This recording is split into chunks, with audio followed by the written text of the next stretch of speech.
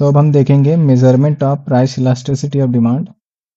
पिछले सारी वीडियो में हमने पढ़ा, इसके बारे में पढ़ा, प्राइस इलास्टिसिटी, इनकम इलास्टिसिटी और क्रॉस इलास्टिसिटी।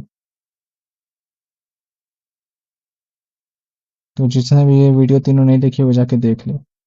इसमें हम देखेंगे प्राइस इलास्टिसिटी का मेजरमेंट क्या क्या हो सकता है, मतलब किस किस मेथड से हम मेजरमेंट कर सकते हैं प्राइस इलास्टिसिटी ऑफ डिमांड को।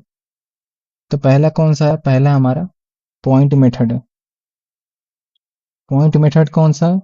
जो हमने पढ़ा था पिछले वीडियो में, जैसे कि proportional change, percentage change in quantity demand वाला, 1% चेंज इन प्राइस वाला। ये फार्मूला जो हमने लाया था उसको पॉइंट मेथड वाला फार्मूला कहेंगे, ठीक है। तो ये तब काम करता है जब हमारा जो चेंज होता है वो स्मॉल होता है, वेरी स्मॉल। ये तब काम आता है। और दूसरा मेथड क्या है हमारा? Total expenditure method. Expenditure method ये तब काम आता है, टोटल एक्सपेंडिचर मतलब कि जितना हमारा खर्चा हुआ, ये आउटले भी कह सकते हैं इसे, आउटले मेथड। तो ये तब काम आता है whenever change in price and demand small नहीं होता, तब ये काम आता है।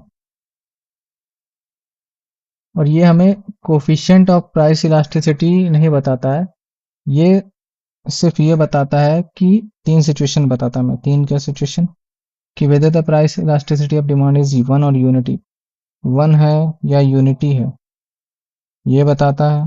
दूसरा हमारा सिचुएशन क्या बताता है ये, कि मोर देन वन है, मतलब कि ईपी हमारा मोर देन वन है या लेस देन वन है। मोर देन वन और लेस, मोर देन यूनिटी और लेस देन वन और लेस देन यूनिटी। तो ये इस सिचुएशन को ये बताता है। तो एक टेबल के मेथड से हम समझेंगे, तीन टेबल के मेथड से। पहला टेबल देखें, प्राइस दिया है कमोडिटी का, और ये हमारा क्यूडी क्वांटिटी डिमांड, और ये हमारा आउटले। आउटले मतलब एक्सपेंडिचर, स्पेंड हम कितना करना है, टोटल अमाउंट कितना खर्चा करना है। मान लो 5 रुपया है, 4 रुपया हो गया। तो हमारा पहले डिमांड 20 था, फिर डिमांड क्या बढ़ जाएगा जब प्राइस चेंज होता है, प्राइस घटा तो डिमांड बढ़ा। तो टोटल खर्चा कितना हुआ इसमें, 5 दूना 10, और यहाँ कितना खर्चा हुआ 100। तो इस केस में हमारा क्या होगा, इस केस में हमारा क्या है, यूनिट इलास्टिसिटी ऑफ डिमांड हो गया, क्योंकि जो हमारा आउटले मेथड है वो दोनों सेम है, सिमिलर है। यूनिट इलास्टिसिटी ऑफ डिमांड हो गया। दूसरा टेबल हम ले, अगर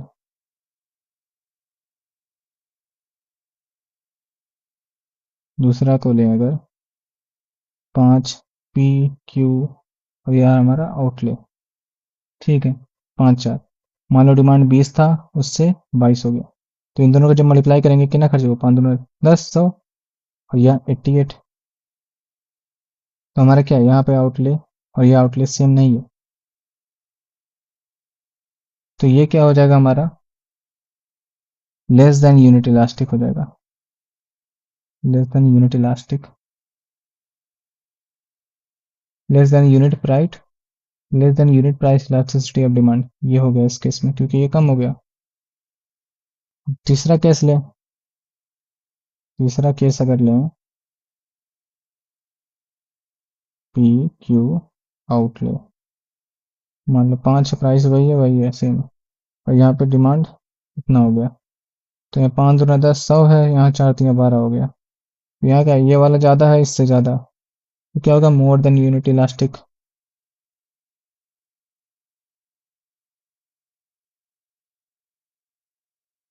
तो ये ऐसे हमारा तीन टेबल हो गया, तीन इलस्ट्रेशन है, जिसकी मेथड से हम समझे हैं कि unit elastic, less than unit elastic और मोर देन यूनिट इलास्टिक कैसे होगा।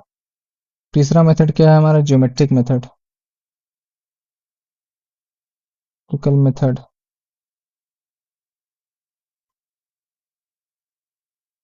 इस मेथड के अकॉर्डिंग अगर देखें तो elasticity of demand is different at different points, different at different points on a given demand curve.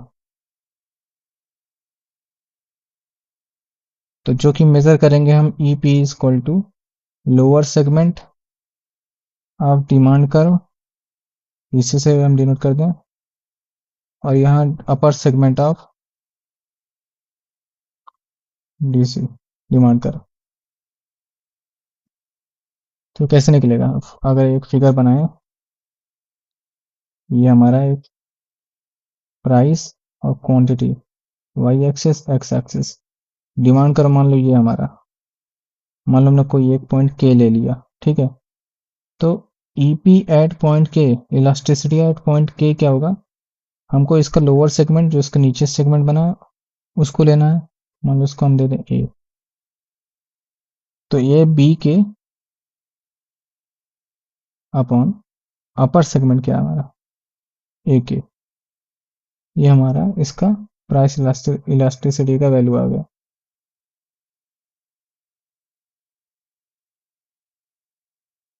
तो अब देख सकते हैं कि ये KB तो बड़ा है इससे, KB is greater than K, या मतलब कि ये भी लिख सकते हैं कि BK is greater than AK। तो क्या हो गया, ये ऊपर हमारा BK हमारे अगर ऊपर वाला संख्या बड़ा होता है तो ओवरऑल संख्या 1 से ज़्यादा होगी। तो क्या होगा, जो हमारा इलास्टिसिटी होगा EP वैल्यू वो 1 से बड़ी होगी। तो किस में आ गया ये, मोर देन यूनिट इलास्टिक में आ जाएगा। तो ऐसे ही हम अलग अलग पॉइंट पे अगर देखें, मान के चलो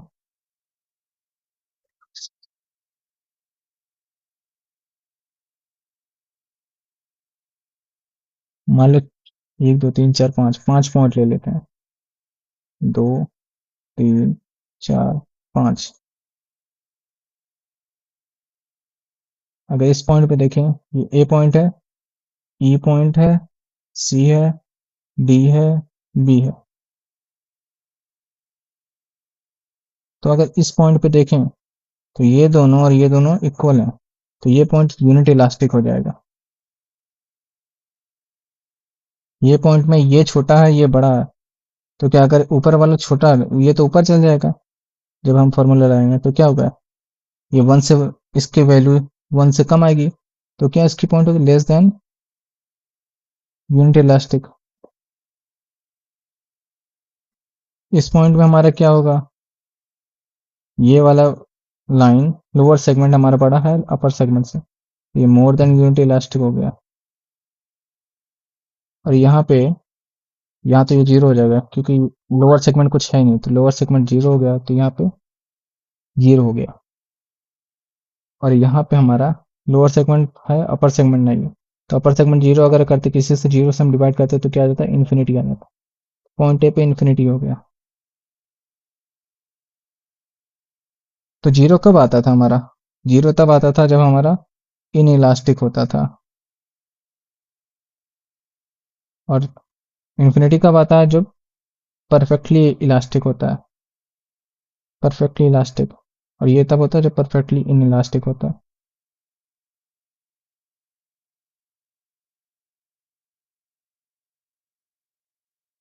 तो यहीं तक था ये वीडियो, नेक्स्ट वीडियो में मिलते हैं, तब के लिए सब्सक्राइब।